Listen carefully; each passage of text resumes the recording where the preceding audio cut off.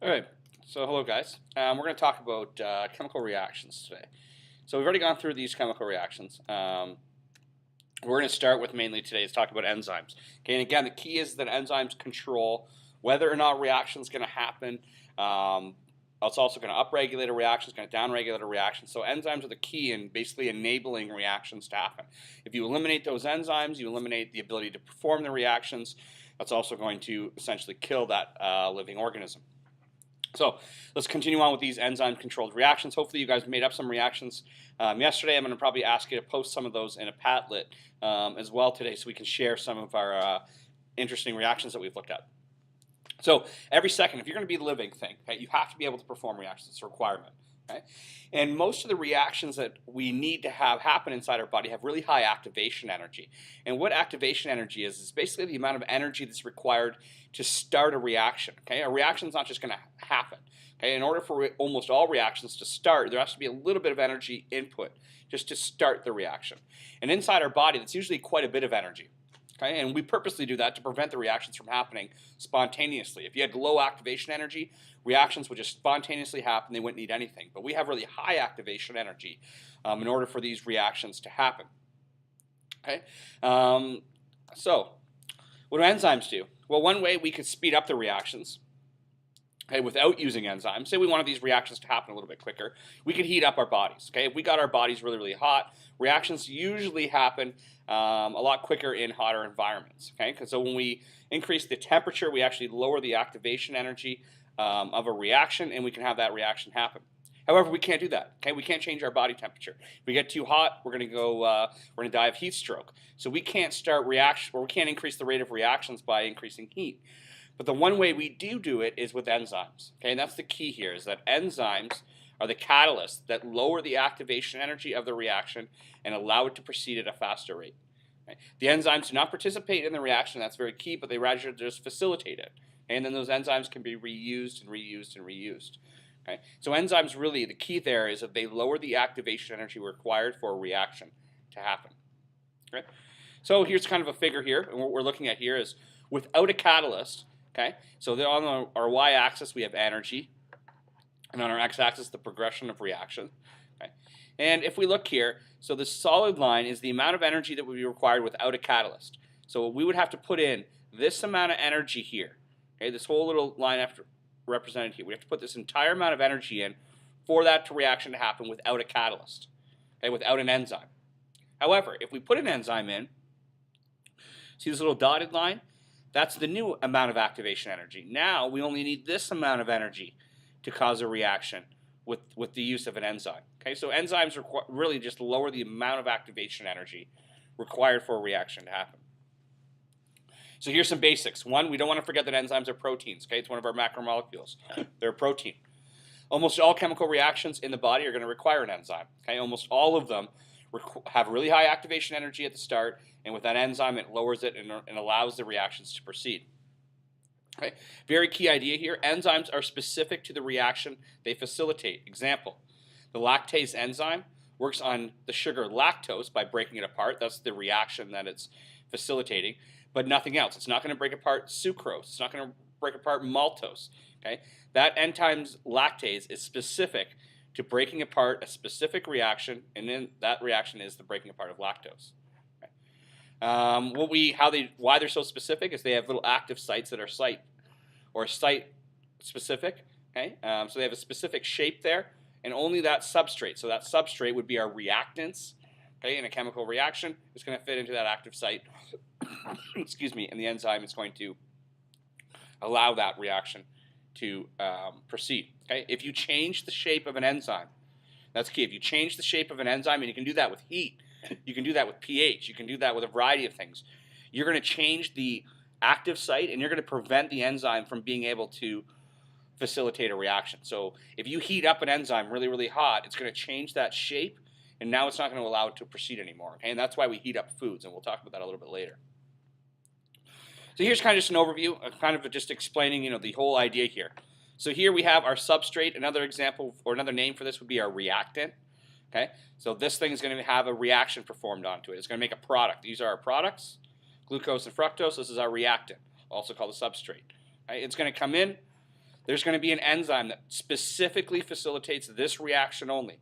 Okay? So this enzyme perfectly fits into this substrate, but not other substrates.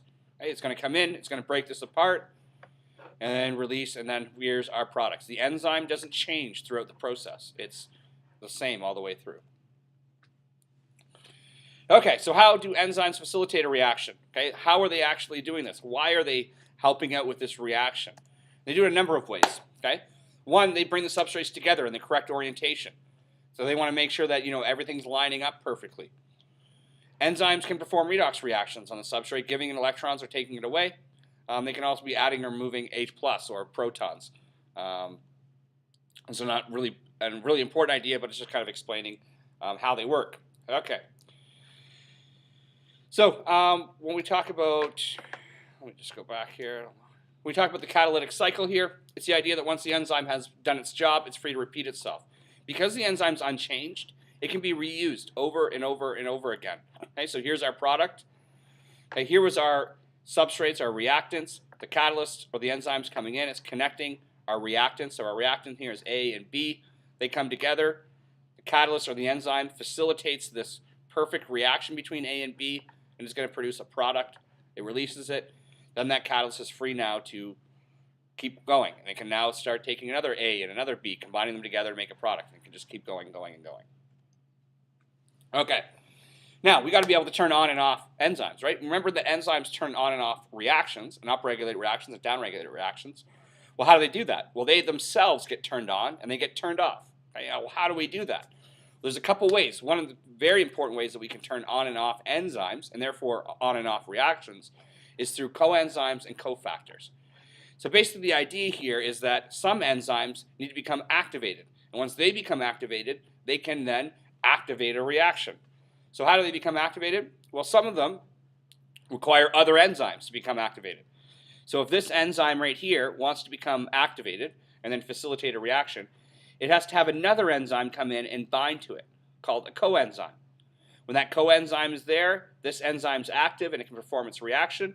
As soon as this coenzyme leaves, then it deactivates this enzyme and will stop the reaction. So that's one way we can do it. The other way we can do it is with cofactors. So sometimes you'll have a cofactor that comes in and binds, and it's very similar to a coenzyme. It's just it would be a much smaller molecule. And that would be things like elements. Okay, elements are often cofactors. It's one of the reasons why we need to have elements in our diet. Okay, you need to have iron, you need to have calcium. Okay, they're not macromolecules, but they're elements. And those elements oftentimes will come in and they're required to turn on and off enzymes. And again, if we turn on and off enzymes, we can turn on and off reactions inside the body. So where do they get the names from? Okay, this is kind of just a little FYI. They usually have basically the substrate that they are breaking apart. So if we have sucrose, the enzyme is going to be sucrase. If we have lactose, the enzyme is going to be lactase. If we have maltose, maltase. Okay, so it's often we use ASE at the end to signify that it is an enzyme. Not always, but just kind of an FYI, kind of an interesting fact there. Okay. Now, the other way that we can control enzymes, besides cofactors and coenzymes, and the ones that I talked about before, we can do it with temperature, pH, and the concentration of a substrate. So we're going to go through that. So the first one is temperature.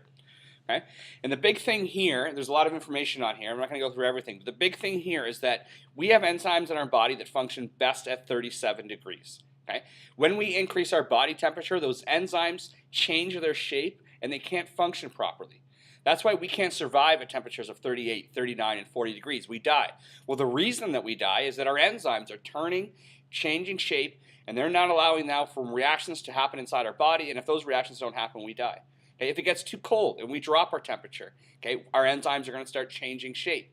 And if it gets too cold, then the enzymes can't work, and then we can't function. Okay, now, getting too hot is much worse than getting too cold. Okay, when we get too cold, usually the enzymes just slow down their action. They don't necessarily become denatured, but when we get too hot, it's usually you completely destroy the enzymes. Okay, so it's much more dangerous to get too hot than it is too cold, and that's why there's some examples of people's body temperatures going really, really low and then being able to come alive again. Okay, I mean even points where they're almost frozen and then being able to come alive because their enzymes aren't completely destroyed. But when you get someone really, really hot, you got them up to 45 degrees, 50 degrees Celsius, you've completely ripped apart their enzymes, and it's almost impossible for them to come back alive. Okay? So the big thing here is that enzymes function specifically at a temperature. Okay? And in our bodies, it's great at 37 degrees. If you go to plants, okay, and plants, say, that are living in, well, I live in southern Ontario, so around here, okay, they're functioning best in the summertime around 22 to 25. They're not going to function best if it gets 35 degrees Celsius outside. Okay? And that's why plants in this area, when global warming comes in, even changing 2 to 3 degrees, it's going to start changing their enzymes inside those plants. And that's why when we're having global warming, which is a huge factor right now, it's really affecting every living thing. It's going to affect every living thing because now all of their enzymes that are already set at their temperature, we're now changing the outside temperature, which means that their enzymes aren't going to be functioning best anymore. Okay, the other way we can turn on and off enzymes is pH. We don't do that very much in our bodies, really just in our stomach. Okay, but an example is something like a pepsin enzyme. So a pepsin enzyme is inside our stomach, okay, and when we use it really to digest food. So we have it kind of sealed inside our stomach, and we don't want it to be active all the time. Okay? We don't want this enzyme to be constantly functioning. It's a waste of energy. So let's only get that enzyme active at certain time periods. Well, we can do that by basically activating at a pH. Okay? And what I mean by that is if we want this pepsin enzyme deactivated, we don't want it on, okay, so we have no food in our stomach, then we will basically lower our pH, raise our pH in our stomach to say around 7, okay, neutral. Anyway, at 7, pepsin's not active. So inside our stomach, we have no enzymes active because we have a pH of 7. Then we eat a bunch of food. Okay? We have a bunch of food in our stomach. We now want pepsin to become active. Well, what we'll do in our stomach is we're going to release some hydrochloric acid. Hydrochloric acid is going to start to dropping the pH, keeps dropping it, 2 drops in it, and then all of a sudden, when our pH gets low enough, pepsin becomes active. Pepsin starts reacting on our food, can start tearing apart our food, working away, digesting it. Once our food leaves our stomach, goes into our small intestine, we don't want pepsin acting anymore, okay? Because again, it's a pretty strong enzyme. We want it to become deactivated. So then we will release some bicarbonate, basically neutralize that pH, and we'll bring that pH back up to say 6, 7, and now pepsin's not active anymore. Okay? So pH is a way that we can do it. We also do that with chlorine. Okay? So when you're looking at your pool and you want to drop chlorine in it, why are you dropping chlorine in it? What you're going to do is you're going to change the pH of the water, and you're going to deactivate the enzymes and the bacteria. The bacteria are algae floating around. Okay? They like a pH of around 7, okay, which is pure water. When you drop in a little bit of chlorine, you're going to bring that pH down to 5. You're going to start deactivating the enzymes and the bacteria, and the chlorine is going to keep your pool nice and clean. Okay, and the last one is concentration. Okay, and this is the idea that there's going to be a point where all of your enzymes are being used, and you can't facilitate the reaction any faster. Okay, so you're increasing your concentration of substrate, but at a certain point, okay, there's going to be every single enzyme you have is maximized use, and you can't break down, say, if I go back here for a second here. So say here's our substrate, sucrose. There's going to be a point where every single enzyme that you have is breaking apart sucrose. So even if you add more sucrose, there's not enough enzymes around to keep breaking it apart. So you become basically, you flatline it, your ability to produce or to break down sucrose. Okay, because they need enzymes, and when we run out of enzymes because they're all being used, we can't increase the rate of reaction anymore. Okay, and the last one, I know this is another way we can control enzymes, is by competitive and non-competitive inhibition. And again, the key here is when we control enzymes, we can control reactions. We have to be able to turn on and off enzymes, so then we can turn on and off reactions. So the last way is competitive and non-competitive inhibition. Okay? So competitive inhibition, so just kind of follow me along, and let's react to this figure. Kind of looks confusing here, but here's our enzyme. Okay, so here's our active site. This is where our reactants are going to bond into, whether it's one reactant or 2 reactants. It's also called a substrate.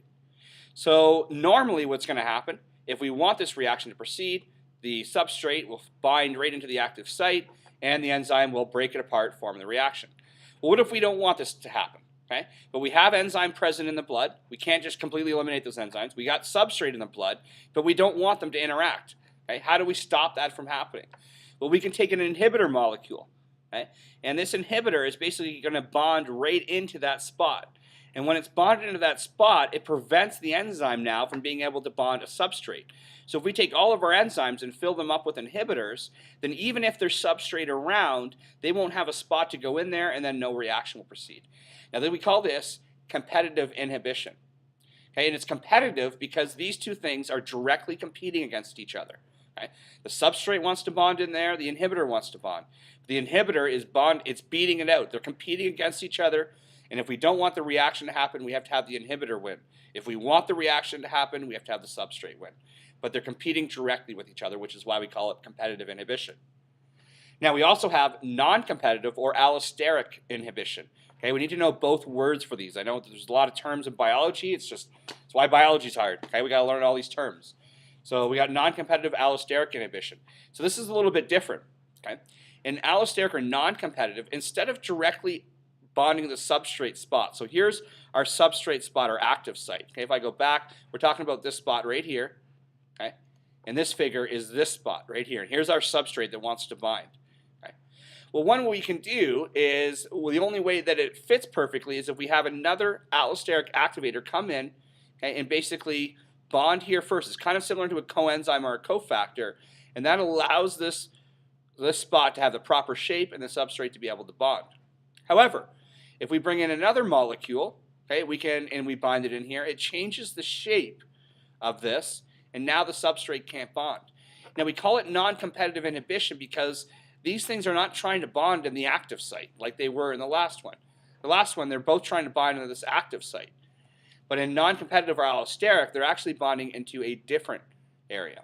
Okay? Now, a great thing to do on any kind of biology terms, you're looking at this, you're like, I'm not getting this. Okay?